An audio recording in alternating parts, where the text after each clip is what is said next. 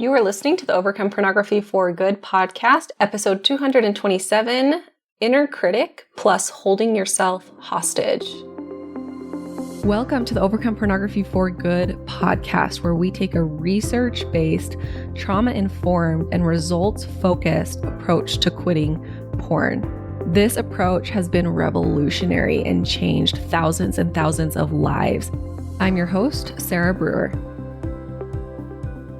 Hey everyone, welcome to today's podcast episode. Today we are going to be talking about your inner critic and also how your inner critic can sometimes hold yourself hostage. This came up recently thinking about a couple of different coaching calls we've had. I used the term a couple of times in these coaching calls, like you're holding yourself hostage. You're holding yourself hostage here. And what I mean by that is, like, let me think of the specific example was a client who could not feel happy because they had slipped up and viewed porn, right? In their mind, this slip up was a big mistake. They didn't want to view porn, but they did. And therefore they couldn't feel happy. They couldn't feel joy. They couldn't feel peace.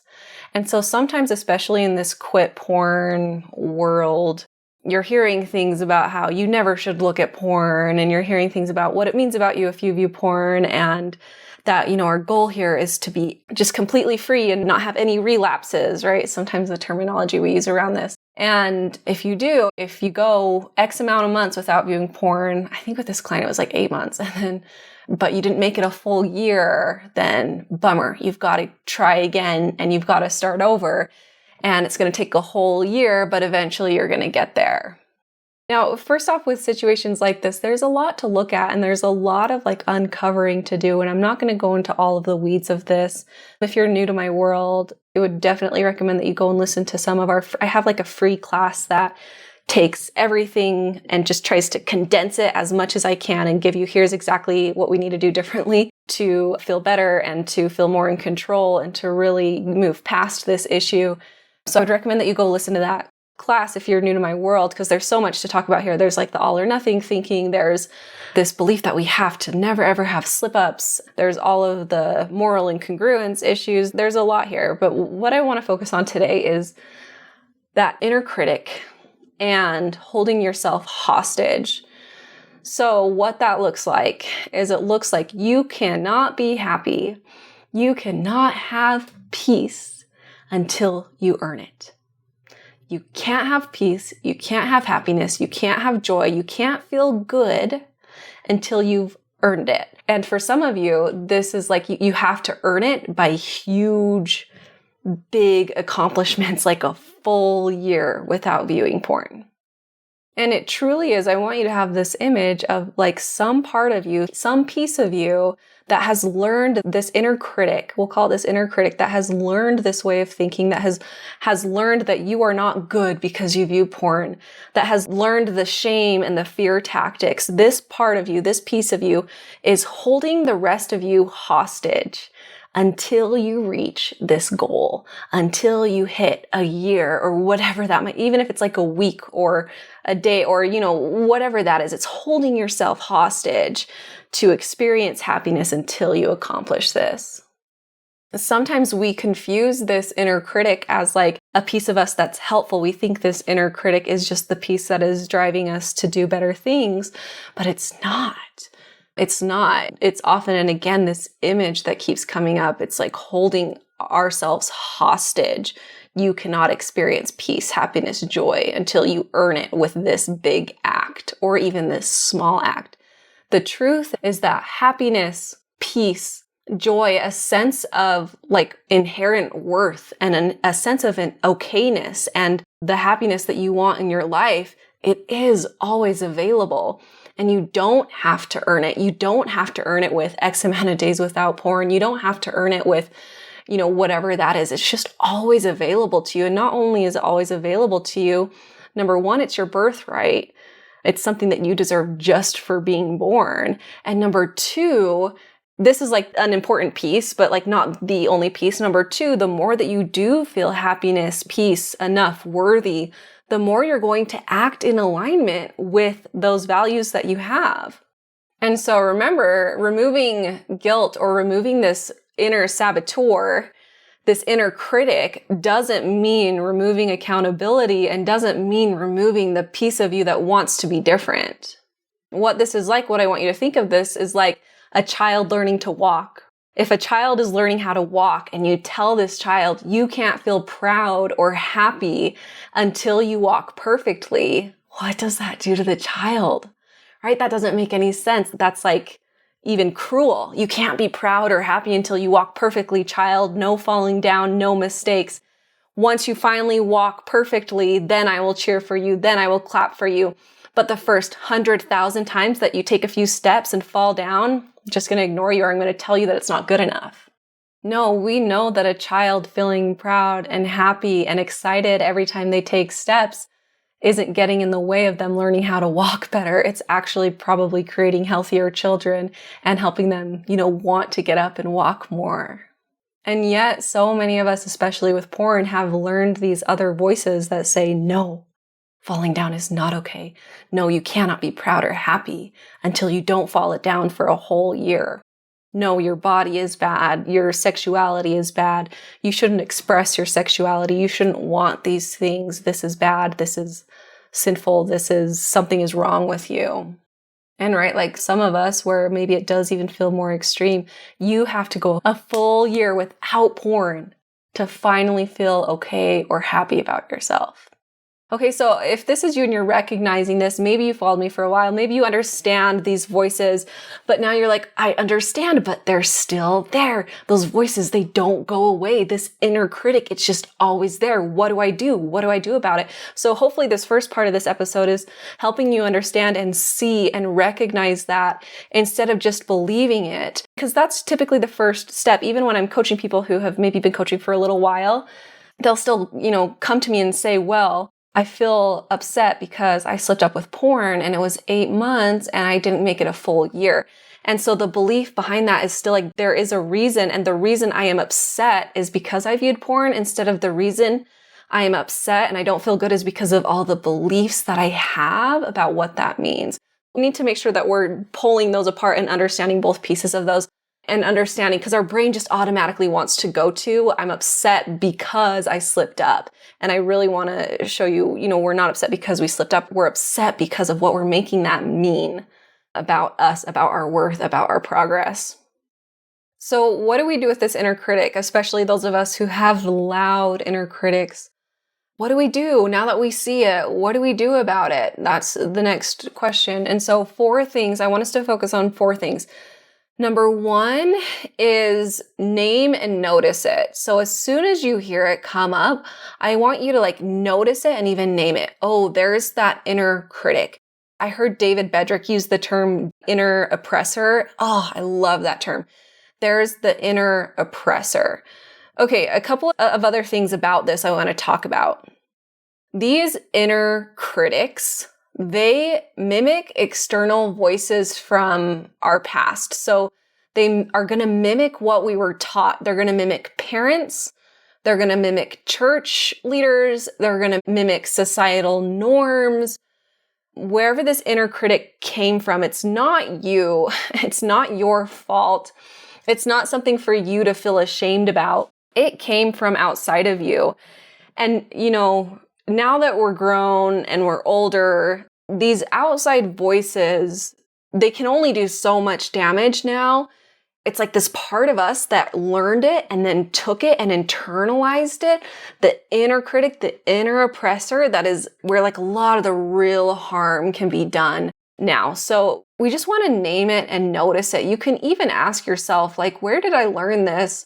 Where did this come from? Especially if it's the perfectionism. This came to me this week. I just noticed, again, I heard that term inner oppressor from David Bedrick, and I recognized my perfectionism really quickly as an inner oppressor. It's the outside voices that I heard were, don't mess up, be perfect, you can't do things wrong, I will make fun of you if you do things wrong, or if you say something the wrong way, or you're small, or you don't know what you're talking about, or, you're stupid, whatever those are that we heard from society growing up. And then internalized is the perfection. Oh, internalized. That's those same voices saying to me, you can't get it wrong. You can't mess up. will make fun of you if you mess up. You won't feel good. It's unsafe to mess up. So it's those same things, but it's just, internalized. And so that's number one, is recognize, name, and notice the inner criticism, the inner oppressor. Number two is to develop this skill of being the observer or a loving witness of this inner criticism. And so it's like we're able to just observe it without judgment towards it and observe it without believing it. So it's almost like we're imagining now there's a couple parts of us. There's the inner critic part, and then there's a higher part. There's a higher self that just notices and is even a loving witness of what's going on. This looks like, oh, interesting. Look at what I'm saying to myself. I'm saying I don't deserve to be happy until I quit for a year. How interesting. I wonder where I learned that. And so even here, we're starting to pull out and instead of believing this inner critic, we're now just observing this inner critic. It's difficult to go from always believing the inner critic to disbelieving it and proving it wrong right away. And so it's a lot easier to go from believing it to now just observing it and not believing everything it says. So that's number two, is become the loving witness. Step number three is reclaiming your inner authority. So remember, these inner critics, they come from these pieces that we learned, external voices from the past, church leaders, parents, societal norms, whatever that is. And so reclaiming inner authority, understanding that this inner critic is not the authority. It is not the true part of you. It's not the most true, loving part of you at all. And so instead, what is this inner authority? What is this true part of me? When I really sit with it and I observe it, what is this true part of me? What are my true values and beliefs outside of these societal norms, outside of this voice that was learned? What do I believe? What is my authority? And here is where you can really start to anchor into and love, right? This is what I love to, what I would call it is what is this inner authority that I'm anchoring into? When I get to the root of it, it is love. So you can even say to this inner critic, I see you, and you're not in charge. In fact, I'm the authority of me, not this inner critic voice that I learned, but this part of me. And then step number four is going to be engaging with this inner critic. So that can be understanding the dialogue, engage with it from this place of inner authority. How are we engaging with it? What are you saying to me? What do you believe? Help me understand a little bit more. Speaking to it, understanding it, not fighting it, but also setting clear boundaries with it. So, I hear you. Yeah, you're really upset. And then, that was nasty. That was not nice. That was unkind.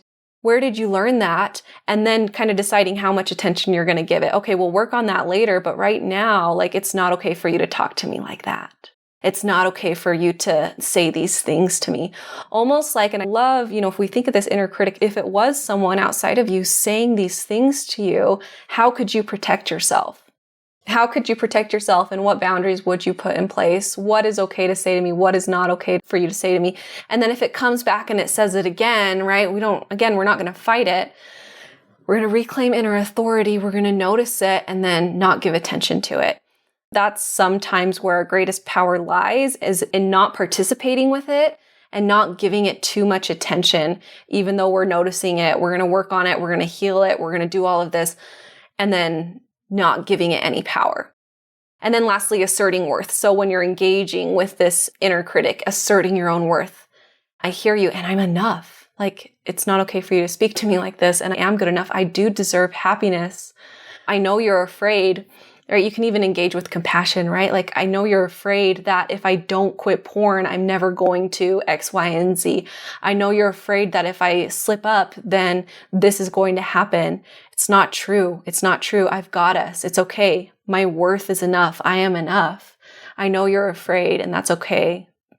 We're going to be okay. And I'm enough, right? Asserting worth. It's really helpful to understand too that these inner critic voices often stem from neglect, from abuse, from trauma, from shame. And, there's all the different levels of that. And some of you might hear that and say, those are really intense words, Sarah. I don't know if I have had neglect or trauma or abuse or shame or any of that, but it's going to be really helpful to understand there's a bunch of different levels of that. Most, if not every single one of us, do have some of that growing up, and recognizing it and putting witness to it, even if in your mind it seems like a small thing, is really beneficial and a great first place to start for us to start healing this.